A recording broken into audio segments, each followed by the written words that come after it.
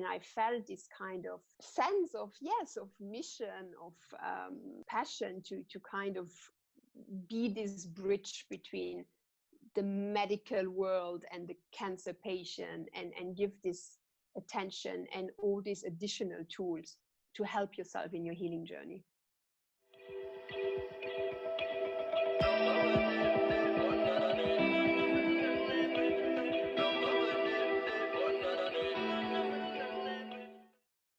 A cancer diagnosis can be overwhelming for both the patient and their loved ones. Some cancer patients have found solace and empowerment in their situation by engaging with a cancer coach during their treatment. I'm guessing you're wondering, as I did when I first came across it, what exactly does a cancer coach do? Today, we're going to be speaking to Isabel Galiano. Isabel is a cancer health coach, and I'm guessing you're at this point thinking, just like I was when I first came across it, what is a cancer health coach? Well, Isabel is going to be telling us all about it today, and some of the other things that Isabel is also certified in. She is a Reiki practitioner. She's a yoga instructor. She has a certificate in functional medicine. She's currently doing a certificate in naturopathy, and she is also a cancer health coach. I hope you enjoy this episode. You do functional medicine, you're a Reiki practitioner, you're a yoga teacher, and then you're also a health coach specifically for cancer patients. And what does a health coach for cancer patients do? Well, it's really about supporting cancer patients and guiding them throughout the journey. And it has the emotional aspect, of course, to just be there and listen to them, and give them a space where they can kind of let go of all the feelings, the anxiety, the insecurity around the situation. But it's also, my mission is also to give them really very practical tools to enhance their physical and emotional well-being and their quality of life. And so what are these tools that you talk about where you give them as part of the coaching?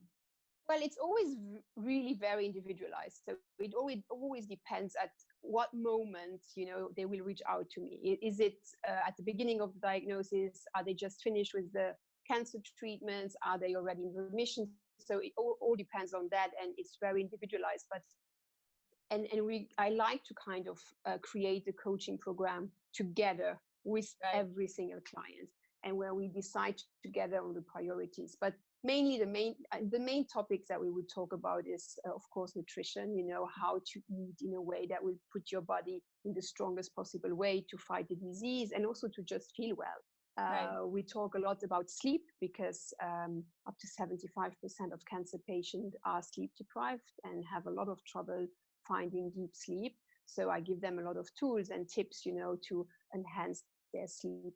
We talk about stress management and anxiety management, where I, of course, also use everything I learned as a yoga instructor, and meditation and breathing techniques.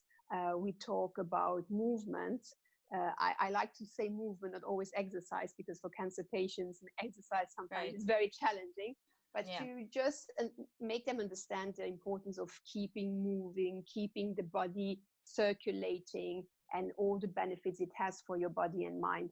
So it really goes through all the kind of pillars of health, but very individualized for cancer patient, and then for that person that is in front of me.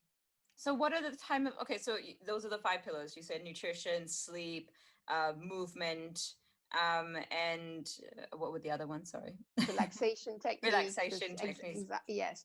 And then also emotional well-being. And emotional well-being. And in terms of let's break down maybe one by one, but for example, for nutrition, could you give an example of how, in what sense would you support or create a plan based on a patient's nutrition plan, for example? Well, again, it's always difficult to kind of give general rules, because I have clients who need to lose weight. I have clients who are very, very frail and need to gain weight. I have clients who have autoimmune diseases, who have diabetes. So you really need to individualize the program. But generally speaking, it's about eating very nutrient-dense food. So talking about lots of vegetables from all the colors of the rainbow, make sure that you have enough good quality protein every day, especially for my clients who are going through treatment. Your body just needs enough protein because every cell of your body needs it to heal and repair. So making sure they understand, how they need to kind of organize their food and what are the main nutrients that they need.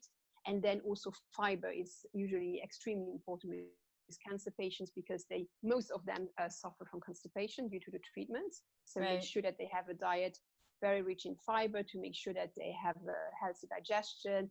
Gut health is very important for your immune system. So it's really touching on all of these points. And you would make you would make a whole nutrition plan during the time that you're doing the coaching program for them, or you would just give mild suggestions? There is no kind of copy-paste kind of program that I have. It depends also, honestly, it really depends also on the taste and on the culture and on the habits of the person, because I want them to still enjoy food, and not to have to kind of shift and eat completely different than the rest of the family, but there still has to be pleasure and community around food. It's really about how can you make what you eat much more nutrient dense. So kind of add more of the nutrient dense things and get away more of the less healthy things. That's how we start. And then it depends on the person, how much are they willing to do? How much are they willing to really make a big change? And it's important for me also not to kind of find the right middle way, because if I overwhelm them, I lose them. I just lose them because they are already in a situation of being already overwhelmed, of being by the situation, but also by the amount of information that they get every day from the doctor, from their test results, the anxiety. So I really need to make sure that the person is ready and do it step by step, hand holding, and not kind of give them a tsunami of information and they kind of will have the feeling, oh, that's too much, I just can't do this, and then don't even want to start. Right. Okay. But there's a lot of kind of getting to understand the person that is in front of you. And you would incorporate your functional medicine training into this as well? Yes. I mean, in functional medicine, it's all about getting to the root cause. So I find that it's often a very emotional process, actually. And it's a question that I like to ask, but I need to ask it at the right moment in time. It's like, why do you think that you got cancer in the first place? Sure. And of course, not everybody has an answer. But I think it's a reflection that is worthwhile having. And think about, okay, what kind of put me in a position that made me vulnerable? Because we all have cancer cells in our body all the time, but our body is a machine that is designed to fight them off. So if we are not able to do that job, something went wrong. Of course, there can be a component of genetic, but we know nowadays that actually lifestyle has the biggest impact on cancer. So when you kind of get into that, you kind of start thinking about, okay, what can I do different? How can I improve my lifestyle? How can I improve my state of mind, my emotions? And it's important to get into that, but also to be very careful not to kind of make them feel bad or giving them a sense of that it's their fault or it's their responsibility that it happened to them. So again, it's having this kind of fine, correct attitude towards the questioning. Yeah, because it must, I mean, you would have to be really careful and treading very, very carefully and like asking these kind of questions as well. And I mean, after a few years of experience and seeing cancer patients every day, and most and foremost having been through cancer myself, you kind of get a sense for it, and you have a sensitivity that gets enhanced with every person that you see, and you learn. It's really a process of learning. We learn together, and I learn with every single patient that I have, and you kind of know when it's the right moment to ask these questions. And I mean, you just said that you also went through it. Is that what basically sparked the reason why you wanted to become a health coach? Is that sort of the genesis of it? Well, it has been a very long journey for me to kind of do this career change. And the first time that I was confronted with cancer is when my mother was diagnosed with cancer at the age of 50, and I was her main caregiver. Right. So yes, I was kind of projected in that life of cancer, and there was so many things that I felt were not addressed, and I felt so kind of helpless Right. in trying to help her, but it was very difficult to find the answer. And at that time, there was no internet and all that. So I immediately had this sense that there's so much more to be done. And then, well, she unfortunately passed when she was 53, and then 5 years after that, I was diagnosed with cancer, and so it was kind of Wow. my turn to go through it with my own body and my own experience. And I really immediately had this sense that I have to do more than only the medical treatments.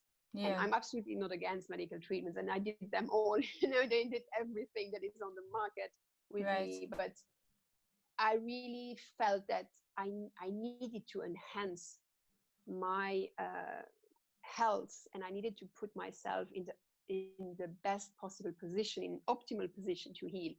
And medical treatment couldn't give me that alone. So that's really where I first started to get on the quest. What does it even mean to be healthy? Yeah. What do I have to do to be healthy and to remain healthy? And I did it mostly for myself. But very soon I became very, very passionate about it. And I loved diving into nutrition. I became a cancer coach, a cancer instructor. I certified in therapy, in meditation. And then I really said, there's so much more to say to cancer patients. There's so much more help to give to them. And I felt this kind of sense of, yes, of mission, of passion to kind of be this bridge between the medical world and the cancer patient, and give this attention and all these additional tools to help yourself in your healing journey.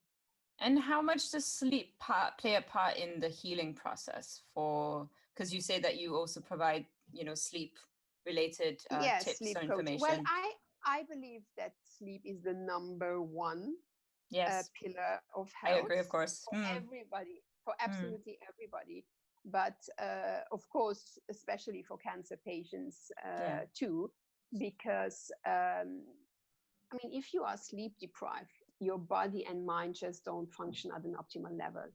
And for cancer patients, that has so many consequences. It's really like a snowball effect. So first of all, you need to take very, very a big decision, on the treatments to take, on what kind of surgery you want to have. And if you are sleep deprived, it's just much more difficult to have a clear, mind about all of this. But also, the motivation goes down, to go through all these treatments. You really need a lot of motivation. When you are sleep deprived, and we have always sleep deprived, we just don't feel at our best state. So, and then also physically, there are so many consequences on your immune system, on your inflammation, on your ability to heal. There is a reason why when we have an injury or when we are sick, that we feel tired, because it's a way for our body to really make us sleep, because we need that additional sleep to heal and restore. So for cancer patients, and actually for every person I see, even for non-cancer patients, it's the first point I would kind of target is, how is your sleep? And if there is trouble in their sleep patterns, it will always be the first priority to make them sleep better. And as you well know, it's not only about length, but also about quality. Absolutely. And to really kind of go through all the techniques and all the sleep hygiene and every kind of tip that could help them enhance sleep. And they feel the difference immediately, also in terms of motivation to move and to do exercises. It just has a positive impact on every single aspect of your physical and mental health. Right. And in terms of movement as well, that you said, like what kind of exercise do you like Well, with, is it just going for a walk, or is it like a specific, is it like yoga, or is it more, which is it, one or the other? It could be anything really, depending on the well, person. again, I always answer with the same answer. It's very individualized again, because I mean it really depends the age of the person, of the surgery they just went through, if they are in treatment or not, how weak they are, if they are able to eat or not. So there are many factors. But so I really kind of make a difference between movement and exercise. And I always say movement is essential, Right. exercise is optimal. Right. So however in a bad shape you feel, I always encourage them to move. Even if they lie down in bed, I encourage them, to just move their feet, to keep the circulation going, to do some, exercises of the shoulders, to stretch their necks, whatever they can do, they should do it, because it has a lot of positive effects. It keeps the circulation going. It also has an impact on your mood. And then it's always for me about doing it step by step. It's really like steady, but in a consequent way. So as soon as, if they are in the right position to start exercising, I will always encourage them to start slowly. If possible, go outside. Outside is just the best thing, to be in the fresh air, in the morning sun, get some vitamin D, get, the positive vibe from nature. And start by just walking as much as you can, once a day, then twice a day, and then do some stretches. And then when they can, I'd like to incorporate some strengthening, because very often while going to treatment, of course, it has a negative impact on your muscles. So you lose a lot of muscle mass by lying down, but also the chemo, it just has a devastating effect on muscles. So to kind of slowly start building up the muscles, but it's all really step by step. And again, you can't forget that you are talking to people who feel very vulnerable. And very often talking about exercise, it's like a stress factor. It's like, oh, how can I do exercise? I'm too frail, I'm too fragile, I'm scared. So it's first of all to put them in a position where they feel confident enough, and they feel that they are at no risk, and that this will be something positive for them. And if you don't mind me asking, when you went through having cancer yourself, what was it like for you? Like, you didn't have these kind of support mechanisms around for you. I mean, you went through watching your mother and trying to support her then. Did you know information already when you came across and had it yourself? Or was it much after that you got into learning about the information? Honestly, so I had cancer twice, actually. So I had, when I first was diagnosed, it's, I think, like with everybody, it's just like a tsunami, falling on you, and you just kind of survive, and you become a little bit like a robot, and you just kind of go to what you have to do, all the medical treatments and the medical appointments and all of this. And then there comes a moment where you start thinking, okay, what else can I do here? But I have to say that in my case, it really kind of dawned on me when I had my relapse. So I had 2 years after my first cancer diagnosis, I had a relapse. And that's where I said, well, it was obviously not enough what I did in the first place. So what else can I do? I did everything the doctor said. I didn't miss any appointment. I didn't miss any medication. I didn't miss So you any did all the medical stuff in the first one, for sure. Yes, of course. I had surgery, I had chemotherapy, I had radiation, I had hormone therapy. Everything that was thrown at me, I took it, because I mean, I was only 32 years old, and being that young, the cancer was, of course, quite aggressive. But I still thought the second time I will still continue doing, of course, everything that my doctor's advises, but how can I, enhance my possibilities to kind of get over this once and for all? Right. And that kind of started this quest. And also, honestly, it's also a lot of also quality of life. Because when you go through all these treatments, I mean, it's really hard on your Yeah. body, on your mind. And I just didn't want to go through that again. So I said, Right. okay, how can I put myself in the optimal position to experience it in a less harsh way? And that's when and then so it was the second time around that you basically just Yeah, started then absorbing really, whatever information yes, that you could. and then then I really said, okay, I need to really kind of dive into this a little bit deeper. And What did you and start also with when you dived in? I kind of had to admit to myself that I never really addressed the emotional aspect. Right. That I was kind of so strong fighting through this that I never allowed myself to have emotions. It was like, just suck it up, Right, right. and be a fighter, be superwoman. And I didn't allow myself to cry. I didn't allow myself to feel down. It was just go, go, go. Exactly. So I never went to that place.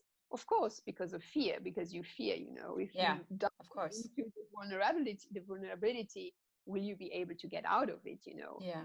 So I realized that that was kind of a mistake, that I had to embrace that part too, and that I had to kind of, yes, let the feelings out. And that's where I kind of started with yoga. I see. So I started doing yoga and I loved it instantly. The first class was like, wow, why didn't I do that before? Right. It was like an aha moment, like something that I really felt, okay. Just clicked.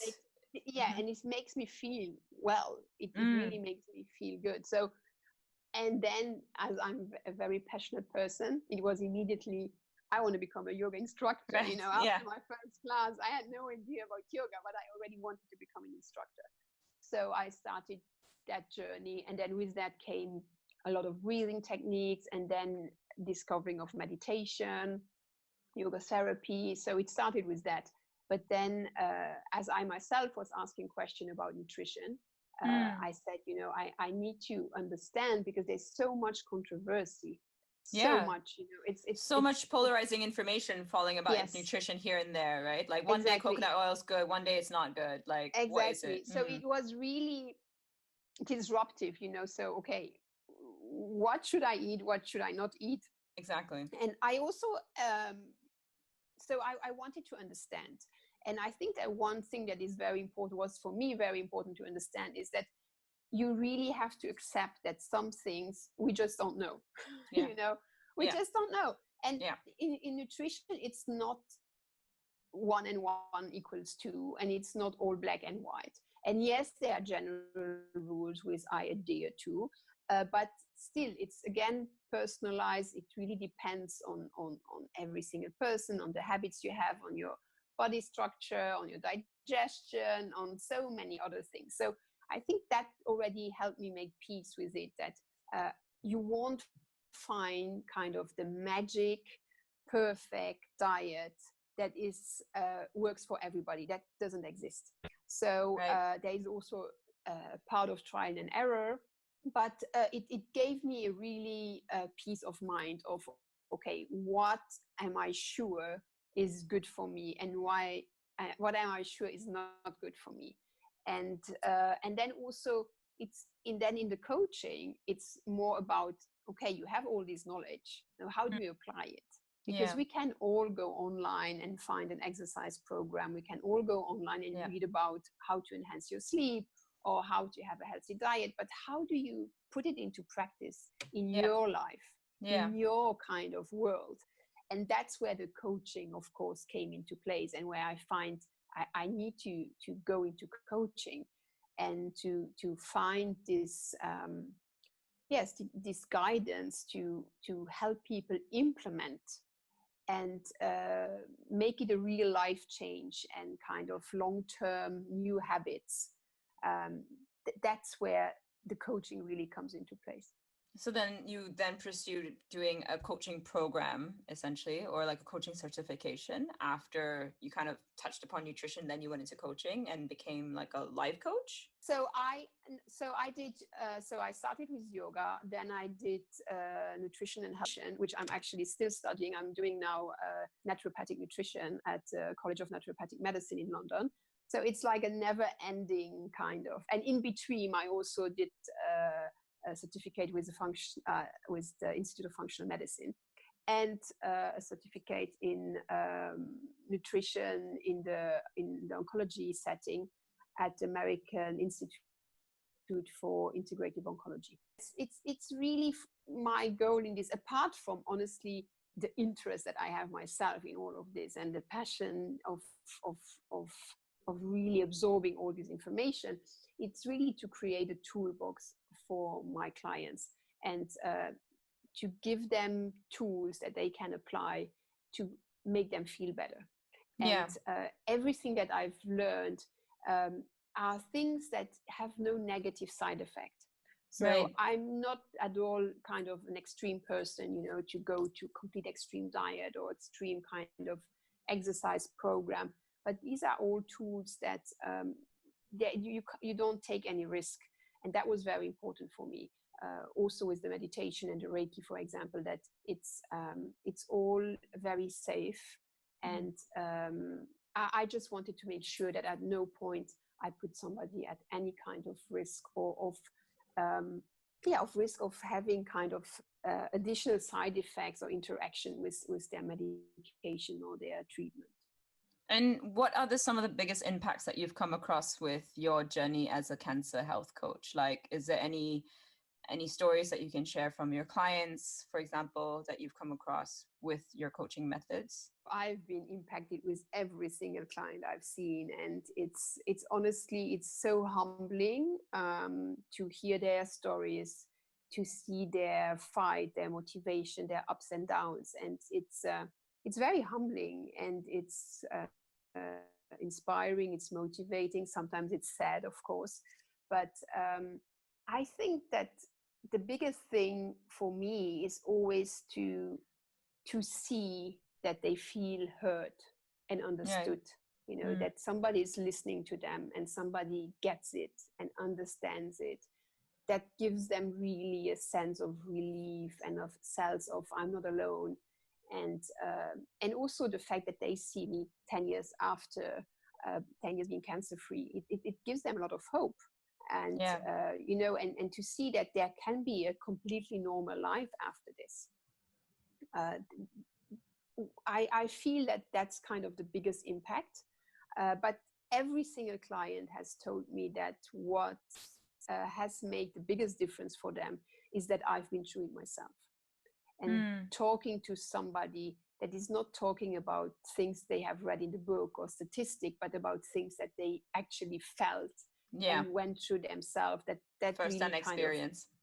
Yes, that really makes, for them, is the biggest impact. And also that they feel at ease and comfortable to ask me any question, about my experience or my ups and downs, and that I'm very open to talk about that. I'm just wondering, like, if there are people who are listening to this and are currently either just diagnosed or going through stuff, like, is there any, so you mentioned about movement, like at least getting some outdoor sort of movement, even if it's moving, horizontally, like moving your feet or just getting some movement in your body. And then obviously optimal is to get some exercise. What's some other like tips? Like, are there any like blacklisted items nutritionally, like, in terms, not nutritionally, but like, is there any foods, for example, that you would say like absolutely no if you are, or is it more specific if you know which type of cancer they have and which stage they are? Yes, of course, the more specific and the more individualized, the better. But yes, there are general rules that work for everybody. Like, again, first of all, sleep. And the first thing about sleep is just to make people realize how important it is. Yeah. And to convince them that they have to put it as a priority. And I always say to my clients, you have to put it at the same level that your treatment. You Mm, won't miss on your medication at night. Don't miss on going to bed early. So it's this kind of awareness. So it's really about awareness about a lot of things. And then also the in terms of exercise, it's often the awareness that every little bit counts. mm, And when you are in a situation where you think, oh, I'm not able to go to the gym, or I'm not able to run, it's not all or nothing. yeah, Every movement that you do during the day will be helpful. Every time you go up and down a stair, it will be helpful. Every yeah. time you move your arms, it's a positive thing. And it adds up, it's at Mm, the end of the day how much you did at the end of the week. So it's a lot of mentality shift that is important to do. And then for nutrition, I would say that some of general rule is a lot of variety. Have a lot of variety of different kind of food. As mm, I said, there is no one magic food, but I believe in the power of vegetables, and having lots and lots of colorful vegetables every single day with every single meal. As I said, being in terms of protein, it's more quality than quantity, making sure you have good quality protein. And then another thing that is very often not talked about is about hydration. Uh, right. Water. Drinking Yeah. lots Mm-hmm. and lots of water every single day, especially when you go through treatment, because your body just needs to detoxify, needs to get rid of all of this. So drinking lots of water is very important. Another thing that for me has been magical, and every time I applied with a client, it makes a big difference, is learning to breathe properly. Ah, okay. So learning breathing techniques, it helps you calm down, it helps you sleep better at night. And just again, being aware on your breathing, and use it to calm you down, like just deep abdominal breathing. These are all, of course, things that will be helpful for everybody. And then if talking about what is an absolute no-no, Yeah. I would say, go just back to basics. Eat real food, eat the Mm, food that has been, growing in the ground, coming from a tree, and not the things that are packaged and all these artificial things and ingredients. That would be kind of the first thing to go, because you need to give your body nutrients, and yeah. not additional kind of toxins and artificial things that your body needs to get rid of and has Yeah. more kind of work to do. Um, of course, everything that is another thing, what I think everybody should be very careful is sugar, Mm, um, to make sure that you really control your sugar intake. I think that there is enough research now to kind of really shed the light about the negative effect on sugar in many ways. It increases inflammation in the body. It's not good for your gut health. It's not good for your sleep. It's not good for cardiovascular health. There are many things that sugar is not the right thing to eat. And I think that a big mistake that we did, especially in the 80s and 90s, is all this non-fat, sugar-free diet kind of wave that came to us, where the sugar has been taken away but has been replaced with artificial flavoring, and we think that's okay, which yeah. it's not. In No. my opinion, it's even worse. Or, for example, all the fat-free, typical example is the fat-free yogurts. You Hmm. take out the fat, but you put a lot of sugar inside. But that's not really what the body needs. And I believe that the more you eat real food as it was made, and not altered food, the better it is for your health. Right. Okay. Those are great. Some great tips. So sleep, definitely proper whole foods, lots more variety, a lot of colorful foods, breathing techniques, getting some movement in there. And out of everything with the work that you do, what is the main shift that you want to create with your work and with your clients? Well, I would say that of course there is this sense of hope, of giving hope, that there are better days ahead. but it's also a lot about addressing the stigma around cancer. And I felt it myself, and I see it with my clients, that there is still such a big stigma around cancer, in the sense that people are kind of afraid of it. People start treating you differently. People kind of, you have like kind of this big stamp on your forehead, cancer patient, and they kind of forget the individual and the person behind it. And that's very difficult to go through. And this that's really emotional sad, part. Yes, and there's a very big emotional aspect, and also feeling isolated, feeling not understood, that plays a big part of it and is often not addressed. So yes, I would like, to kind of everybody, to empower everybody to kind of have more tools to handle the situation, because nobody teaches us that. And when if your friend comes to you and says, I've just been diagnosed with cancer, it's like, what do you say? How do you react to that? And it's this kind of pity that you don't want to feel as a cancer patient. And I hope, yes, to kind of take away that stigma, and make cancer patient not feel kind of ashamed for their illness. And I still see many clients who don't say it to anybody, who don't dare to say it at work, they don't dare to say it even to family members, because they are just afraid that they won't be perceived in the same way anyway, that they will be seen as, different, as not as efficient, weaker. So there's a lot of kind of stigma around it, and also because it's still very much kind of related to death, and that's just the way it is. And the good thing is that nowadays so many types of cancer, can be healed, or even if it can't be healed, you can live with it. It can be stabilized for many, many years.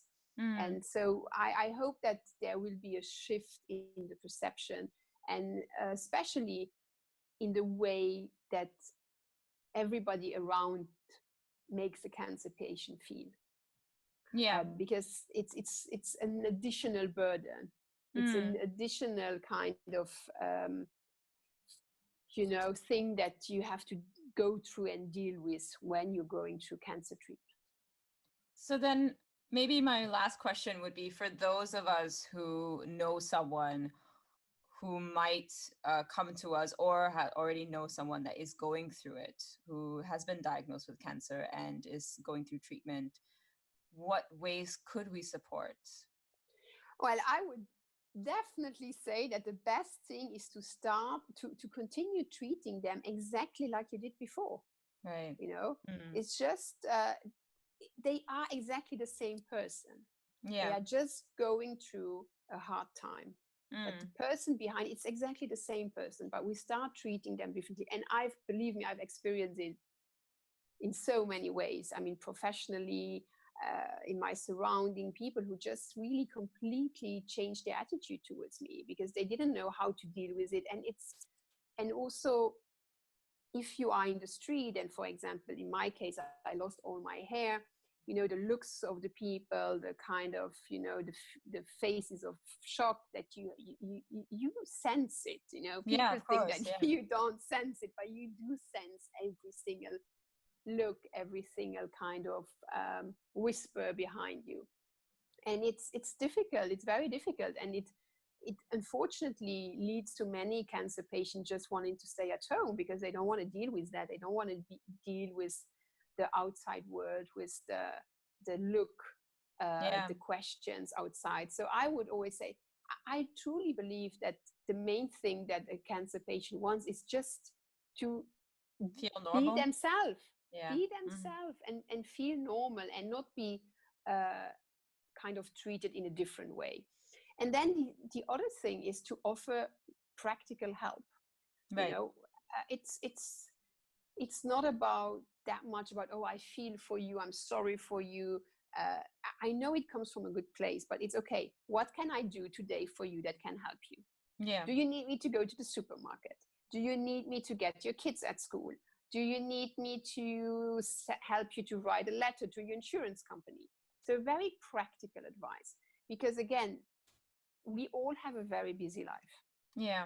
To-do list that is endless. So imagine adding to that now a cancer treatment, all the visits to the doctors, feeling exhausted, tired, the side effects of the treatment. So it's really overwhelming.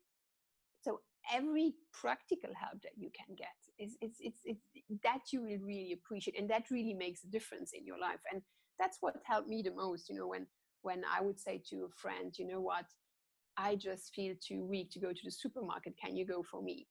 Or I need to write that letter to my landlord for whatever reason, and I just can't focus. Can you help me? And it just kind of, relieves you. Yeah. And I think that's what people should focus more, and also to kind of show that they are there, because unfortunately you will see distancing from many people because they don't know how to handle it. They are afraid to ask the wrong question. They are afraid to say the wrong thing, which I understand, and I don't blame them. But sometimes you really feel alone because suddenly nobody calls you anymore, and you are not part of the team anymore. And I mean, I still wanted to go out. I still wanted to go to the restaurant. I still wanted to be invited to the party. And it's my choice to decide if I go or not.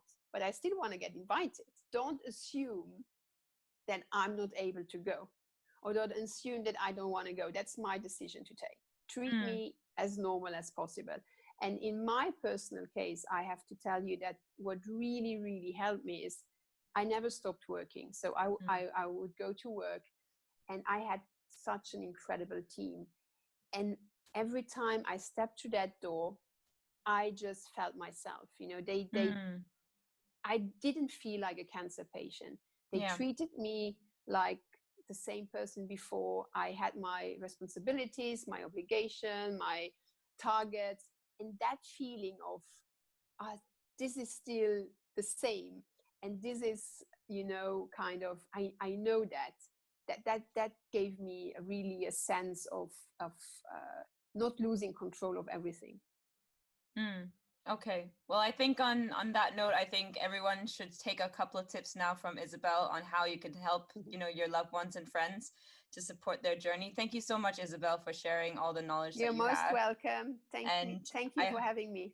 Please continue to do the good work for the people that you help. Thank you. Thank you so much. Take care.